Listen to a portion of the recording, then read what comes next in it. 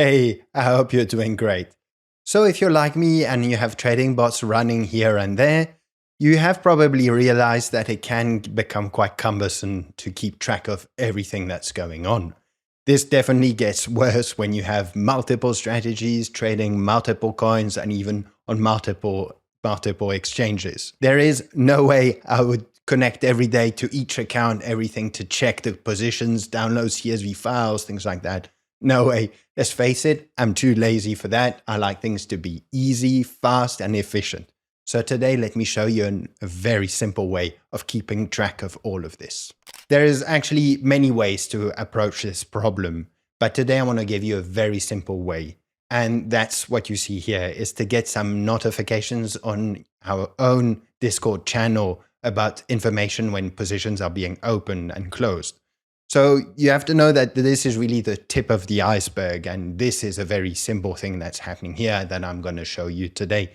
But once you've understood how all this works, you'll be able to generalize and apply it to many cases and to check and retrieve information that is happening with your trading bots. Anyway, let's go. Okay, so let's assume that you have a trading bot that places orders. That's generally what they do.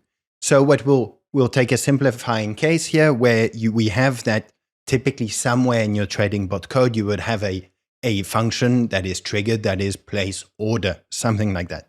So what I'm going to do here is to show you how you can include into such a function, for example, or in your trading bot when we're in the script where you have the place order method happening there, how you can just slide in a little nice function that we're going to discuss together that actually sends the information to your own Discord server. And we'll set up the channel. This is done via a webhook, so we'll do that together. We'll do everything together. Don't worry. So what I'm saying here, I'm not to complicate this. I'm not showing you a actual trading bot script. I'm just showing you a script where we'll be placing manually orders via the API of the exchange with this code. So you can really then use all of that to include in whatever you have usage of this for. Okay. So first things first, as general, we have to import the packages as usual, beg your pardon. We have to import the packages that we're going to use. I generally use CCXD. This is the library that I use to communicate with the APIs of exchanges. This is really a nice library that allows you it deals with hundreds or if not thousands of crypto exchanges APIs. Anyway, request, very important, because what we are doing to send a notification on our Discord server, as I said, is via a webhook. So we'll be doing some requests. Anyways, lastly, import JSON is just for this authentication part. Let me actually run this so you know to allow my code to place the orders on my crypto exchange account, I need to give authentication. That is done via API keys. And what you see here is I'm doing it I've put the API keys in a JSON file, so I don't show you the sensitive information. And I just plug them in here. And then you can see from here, this is where I instantiate the CCXD/BitGet client. So now through this BitGet object that I have here, I'll be able to do all the API communication. So basically fetching the balance, placing the orders, etc. We'll see all that. If you don't know too much about API keys, actually, or even about Python, we have a comprehensive course. I'll put all the links about these things if you need details about that. And I'll put a bunch of links down there so it's all for free, so don't be scared. And of course, I will also put a link to this code that I've put on our GitHub, on the channel's GitHub account, so you can fetch it for free, no problem. Okay, so I've imported this. Let's just check, that everything went fine. One way that I always do that is just to fetch my balance and print it. It's actually taking a bit of time, and generally it should be faster. Maybe the network's not doing great, whatever. So we can see 390, total 90, use 0 because I haven't entered a position yet, or I don't have limit orders or things like that. So from this money that I have on this sub account I'm using for this little tutorial, we have all that there for our testing. Great. Okay, so what I want to say, typically, as I said, let's imagine somewhere in your bot you have a method, a function, or some part of the script that places the order. So very quick crash course with CCXD. I'll also drop a link down below about a tutorial that I detailed a bit more how to place orders, but also attach trailing stop loss or TP, standard take profit and stop losses, etc. So I'll just do a very quick explanation of this, but I won't go into detail. So very easy, this function, what I do, I want to know to place an order, the symbol that I want to trade, the side, am I entering a long, am I doing a buy, a sell, a long, a short, the amount that I want to buy, so the size of the position I want to open, and finally, this is very important, this reduce only parameter here.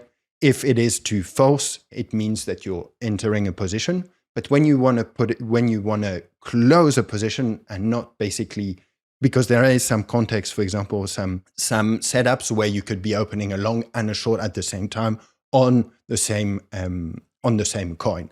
So if you want to avoid this and you want to be very clear when you're opening a position and when you're closing a position, this all goes through this reduce only parameter. So when reduce only is equal to true, that means you are telling the exchange. By the way, here I'm taking example, we'll be using BitGet as an example, but you can definitely adapt this to whatever exchange you're using. Anyway, so what I was saying, so I'm basically, when I'm putting reduce only to true, I'm telling BitGet that this order is not an order to open a position, it's an order to close a position. And we'll be doing the test here where we are opening and we have a nice opening message on Discord, and a case where it's when we're closing a position. Okay, so great. Some important stuff to deal with. This is things that with exchanges you have to be careful. There is a precision. You can't give infinite digits in the numbers that you're inputting. So typically an amount need to make sure that you convert it to the right precision. That's why I have this BitGet amount to precision here. Then very simply create order. So here I give, this is the typical CCXT function to place an order. It all goes through this basically. So you see I have symbol. Here we are doing a market entry because I want to show you the case where the position is being opened exactly when we send the place order. So that's a market, giving the side, the amount. Something quite important here in params that I've put here is margin mode. I'm sticking to isolated. Why am I putting this here? Is because sometimes if you don't put this in your params dictionary here, the placing an order could trigger your account to go back to its to the default BitGet configuration of margin mode and leverage. And I don't want to do that. I want to keep the margin mode and leverage that I have on here. So that we have here. So here for this example, we have isolated 1-1. So just by specifying this, I know that my place order, when I enter the position, the margin mode or the leverage won't be changed. Okay. And you can see this reduce only parameter that I was mentioning here. I have to put it in params here. So there you go. You have it here. And finally, something quite important. I want to retrieve information about my order because it is this. In this example that I'm giving you here, we're going to send to Discord some of this information that we get back from the exchange when we open or close a position. So to get this information, I'm using this fetch order method here. So I place the order here. That gives me a first level of information. And from there, I want to get actually more. I want to get, so in here, I put the order ID from what is returned from this method here, beg your pardon. And then I just, with this order ID here, I fetch order info, then I print order info. So that will be our first example, but then we will be using this order info in our send to Discord notification function. So just to mention, why am I doing this fetch order? Because actually what I want to get, so I've put the link here, this fetch order from CCXT, this fetch order from CCXT actually goes to use this get order detailed method from the BitGet API. And you can see you have loads of, you will see it's in the form of a JSON data, but you have loads of things that you can get. You see symbols, size, price average, so the average price you paid to open the position, side, total profits, whatever. There's a lot of things you could get. Okay, so I would suggest we come back to here. I will run this so the code knows the method, and then we will place our first, just to test this function to show you what happens. So we'll be using link. I'll do a buy, an amount of 3. Let me send this. And Not sure if you would have heard this sound, but that's the sound of a position being opened on BitGet. And you can see that we have our position 3, blah, blah, blah. All the information is there. Great. What I want to show you here, the second thing is that, oh, indeed. So you see, that's what one important thing, this print order info printed indeed this JSON data that you see here, where you have a lot of information. And that is precisely all the things that are written that you can see here. So that's great. And I would suggest what we will do, but well, I'll show you that now. So I did a buy, so that means here where this symbol is indeed the futures. This is the futures market. So doing a buy here indeed meant, let me show you that I've entered a long that you can see here. And let me actually illustrate what I was showing just before with this reduce only. Now I'm putting here reduce only equal to true. Here I didn't put false because I've just put, you see here, false as being the default parameter. So if I don't put it here, it means it will reduce only will be false. But now I want it to be true because what I want to do is close this position. So let me actually simply run this. And I think the noise again, not sure you'll find it, but you could see it was too fast. I couldn't get there, but you can see that the position was closed indeed. Okay, so now we've established the kind of context, everything. But now the important thing is that we want to select information in here. Again, that's an example, but we want to retrieve this information and know when the trading bot has opened a position to get practically instantaneously a notification on our channel with the relevant information that we want. So what I did is, I don't want to go really into the details of how you code all of this, etc., but I created this little function here that gives you a general example. Okay, so you can see what I call it send order info to Discord. So what's going to be important is indeed to plug in, give this information that we get here. And of course, we need to give the webhook URL of the bot, if you want, that is on Discord, that will be the one sending the notification. So that is actually super simple to set up. We'll do it just after, but I just want to talk about this function, this function that I've done here, a tiny bit more. So I think I'll remove this print order side that's here. So one of the interesting things I thought could be nice to show is the balance, and especially when positions are being open or closed, we can see here I'm putting a little free account balance to be shown and a total account balance. But basically, I think what is important in the Discord messages, as you will see, what we can give is a title, a description, and a color. And there's maybe other options, but we're going to go for these ones today. So in terms of color, I thought it would be nice, for example, to have, if it's a buy or in other words, also entering a long, we'll give a color to be green. And if it is a sell, or in other words, entering a short, then we have a color that is red. Okay, so that's that. So in terms of title, you will see how all of this, how it looks like when we'll do the sending this live on Discord.